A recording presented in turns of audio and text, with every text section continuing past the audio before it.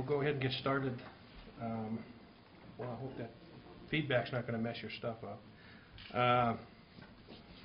First of all, the first thing I want to do is express our sympathies to all of the families involved in this tragedy. Our heartfelt condolences and best wishes go out to all of those folks. Second, I want to express a lot of thanks to all the different agencies that showed up last night to help us out. The Highway Patrol had probably 25 or 30 people show up, maybe more. We had well over 100 folks that showed up to help everybody out and take care of what we need to take care of last night. I'm going to introduce the 5 folks that are available to talk to you today. Myself, I'm Jim Cashel, the Gallatin County Sheriff, Sheriff Brenda Ludwig from Broadwater County, Attorney General Steve Bullock, and Colonel Mike Tooley of the Montana Highway Patrol, and Gallatin County Attorney Marty Lambert are here to help us out today. There are some details. There's not going to be a lot of details. It's still an active investigation. We are still in the process of trying to figure out as best we can what happened and what transpired and why. I will have a caveat on that a lot of times in these cases we don't know why things happen, and we never find out. And there's a good possibility in this particular incident that on the front end of this we may never know exactly what transpired there. But we're going to do our best to try and figure that out. The information that we're working on currently is that Trooper DeLate had made a stop and called it into the dispatch in Helena, I believe it was, and from that point on there was no other conversation that was on any of the major radio channels from the trooper. A Three Forks officer was en route to the scene, and when he arrived at the scene reported that he had an officer down and wanted some help. At that time things got pretty active around here. We were able to muster a lot of folks in a short period of time to get down there and sort what was going on. The Three Forks officer was able to get some phone calls into us, give us some other information, and we started operating on assumption that we had a gunman that was on foot in the area. We were lucky enough, between all of the agencies that responded, we were able to secure a very large area out there, basically from the north end of Three Forks at the interstate all the way through town to Sappington Junction, through to Willow Creek and into Three Forks, and we had people in all of those areas and had pretty good control of all the traffic in that area. The Three Forks officer did an excellent job of securing his scene, protecting himself, and trying to provide protection for the wounded trooper, because he had no idea where the gunman was, no idea what had happened, and had 360 degrees, all he was thinking about was a threat. As things went on, we developed some information excuse me, that identified a suspect for us, and we had developed the information that the suspect probably left the area in a truck, and we were able to work on that information. During what took place at the car, I can tell you that there were a number of rounds fired, multiple rounds by both individuals. The trooper DeLate was able to return fire towards the suspect. There was an account last evening that possibly the trooper's firearm and magazine had been removed from the scene, and that proved to be incorrect. It was not true. All of the weapons involved in this incident have been recovered and are now in the possession of law enforcement. We do believe that the suspect was wounded in the exchange with Trooper DeLate. However, we have not confirmed that, And as we sit here, the autopsies are taking place, and we hopefully tomorrow or the next day are going to have some solid answers on what happened there. A little later into the evening, the information we had started to gel, so to speak, and we developed some information that there was a good possibility that the suspect was going to be in one of 3 areas, and one of those areas included an area south of Townsend in Broadwater County, and so I'd like Sheriff Ludwig to explain to you what took place there.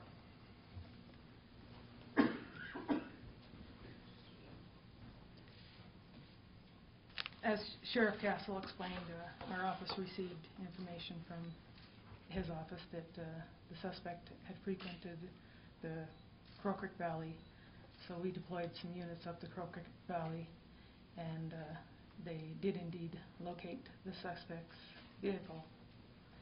It was determined after some time that the suspect was in the vehicle, and after some time it was determined that he was deceased. We did at that time contact the state crime department, and they came in and they're assisting us with the investigation. So until that autopsy and we get the results from the autopsy, that's all we've got at this point. Okay. Thank you, Sheriff. Colonel Mike Tooley has flown in about 35-40 minutes ago. Good afternoon. I'm Colonel Mike Tooley of the Montana Highway Patrol, and I was David's chief. DeLate was 23 years old, great young man, second-generation trooper, and he's going to be sorely missed. I'm here today to say thank you. It's times like this that you find out who your friends are, and from all across Montana we've received condolences and wishes and prayers. I've even received messages from as far away as Turkey expressing concern for the Montana Highway Patrol. It doesn't take away the pain, anger, or frustration, but it helps to give us strength, because we need that to recover. I want to say thank you to the agencies that first responded to try and help Trooper DeLate, and then later turn that response around into an investigation to find his killer and to solve his murder. I want to especially thank Sheriff Jim Cashel and his staff who responded to the scene and did excellent work there, and Sheriff Brenda Ludwig, who responded to the scene up Crow Creek and took care of business up there. Also the Department of Criminal Investigation from the Montana Department of Justice, who continues to work on the case with both agencies. And finally, thank you to the staff of the Montana Highway Patrol, some of whom are here today.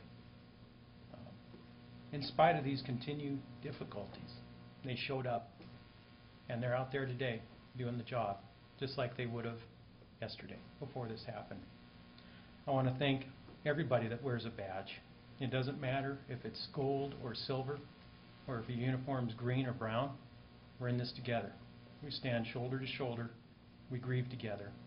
And I think all of us right now stand with the DeLate family as they suffer through this terrible loss. That's all I have to say. Thank you. Thanks, Colonel. Attorney General Bullock.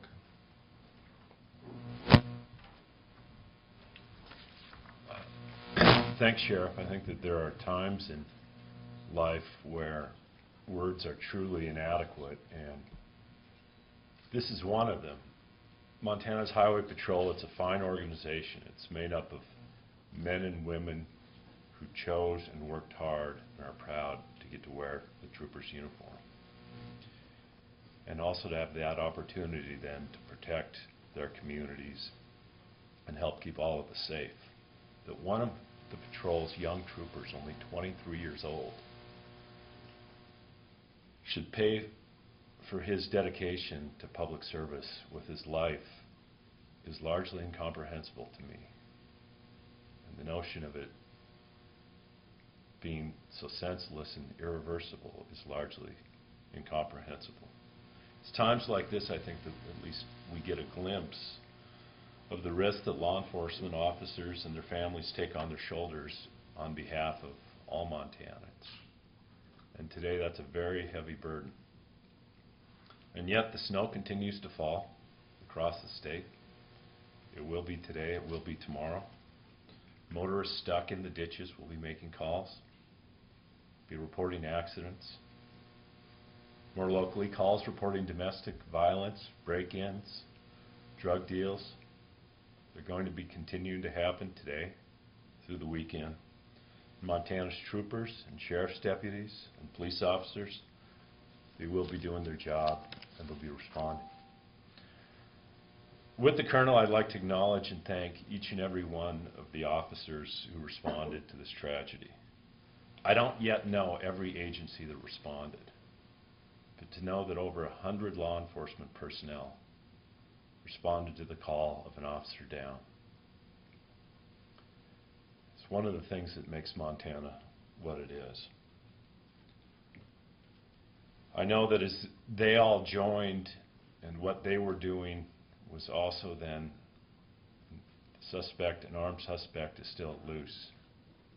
They were continuing to do their job and protecting all of us and our communities.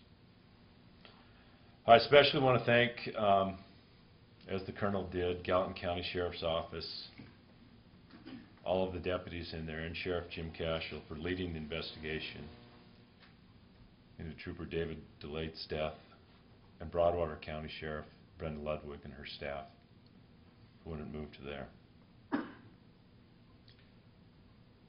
My thoughts and prayers do go out to Trooper DeLate's family,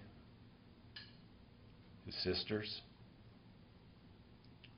the circle of friends and family that surround and love him. And together, I think that we can honor his service to Montana, and together we will mourn his loss. And hopefully together we'll continue to pray for those officers who continue to carry that burden on our behalf. Thank you, Steve. County Attorney Marty Lambert. I know as much as you about what occurred last night. I only know that a very fine young man was killed in the service of the people of Montana. My immediate job in terms of the next steps legally that will be taken here will be to discuss with the investigators whether an inquest should be held. And under Montana law, an inquest is required to be held in circumstances where a person is killed if they're being taken into custody, if they are in custody, or if they are otherwise killed by a law enforcement officer. And as these very fine law enforcement agencies that you now have learned investigated last night and continue to investigate as they put the case together, I will be meeting with them, and we'll be going over and taking a look at those three specific issues, because if any of those are present, then there is no discretion. The coroner, and that is Jim Cashel also serves as our coroner, then an inquest must be held. And there might be circumstances where I would suggest to the sheriff that we have an inquest anyway, even though it might be questionable if any of those statutory criterion were or were not met. So that's the next step legally that will be taking place here. And I, along with everyone else here, look forward to trying to answer your questions as best we can, and emphasizing, as the sheriff did, that the matter continues to be under investigation at this time. Thanks, Marty. Okay, we're going to take a very few questions today. So I think what we'll do is we'll take 4 questions. Andy? Jim, do you have, talk at all about the impact this is having on the troops, your office and law enforcement throughout the valley, and what resources are available to them for help? You bet, I'd be glad to. the effect of something like this on everybody, I mean, even those of us that have been around a few years, is pretty traumatic. There's a number of things that are in place. All night last night, our chaplain, who's sitting over here, was on scene with us, helping with folks. Some psychologists have been contacted to provide help to some of the folks who were out there last night. We will be having several critical incident debriefings and some diffusions that'll take place probably starting in the next 24 to 48 hours and continuing for a week or so. Trying to give people an opportunity to blow off some steam or make some comments or just deal with what they had to take care of last night. So we actually are very lucky around here that we have a very good program in place for doing that, and that program has been activated. Actually, the volunteers who participate in that program contacted us and said they're ready to go to work.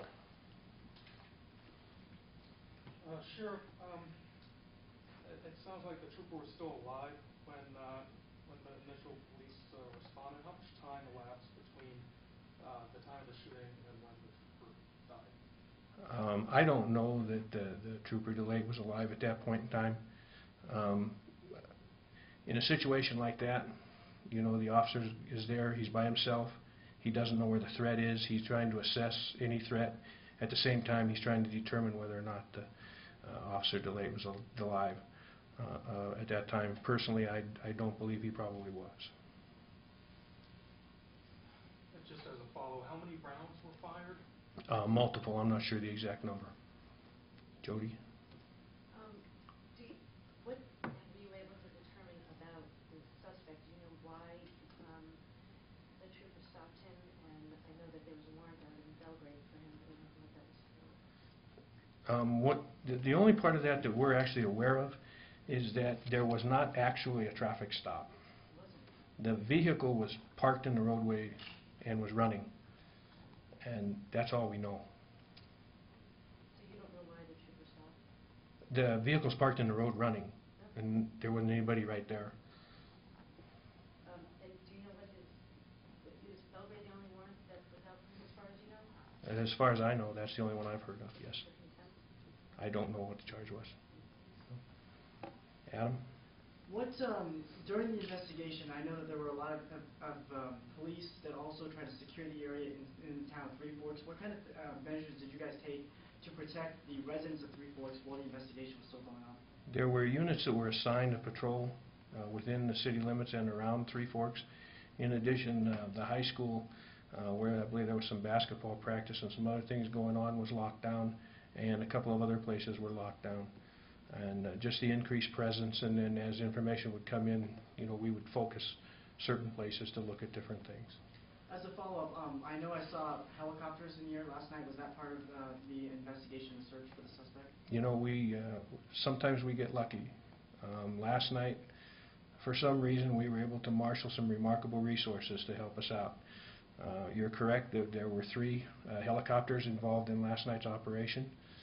2 of those helicopters belong to the Department of Homeland Security, I believe Border Security Division, and the 3rd helicopter belonged to the Montana Highway Patrol. Okay, one more question. Sheriff, reference was made, maybe this is for Sheriff Woodward, but reference was made that the shooter frequented the area where he was found. Can you describe what was there and why he frequented that area? What led you to that place? The family, Gallatin County investigators had made contact with the family, and they had relayed the information that he had frequented the area in the past. And when you found him, he had already died. There wasn't any other encounter or any shots exchanged? No, there were no shots. Okay. And Sheriff, just to clarify, because this was an important point earlier, there had been previous reference to a traffic stop, and now we're hearing that the shooter's vehicle was parked in the roadway, and the trooper came upon the vehicle when it was parked in the roadway, and that's when the encounter happened? We believe that's what happened. Yeah, to us, the interpretation of a traffic stop is that a traffic violation had been observed and the deputy or the trooper made a traffic stop, indicated that person, I want you to stop while I talk to you. In this particular case, it appears as though the vehicle was stopped, was running, sitting in the road, and the trooper came upon it. Were there any witnesses? No. So it could have been, I mean, this is speculative obviously, but it could have been that the trooper was stopping to see if he needed help. He was trying to find out what was going on. So, okay, thank you very much.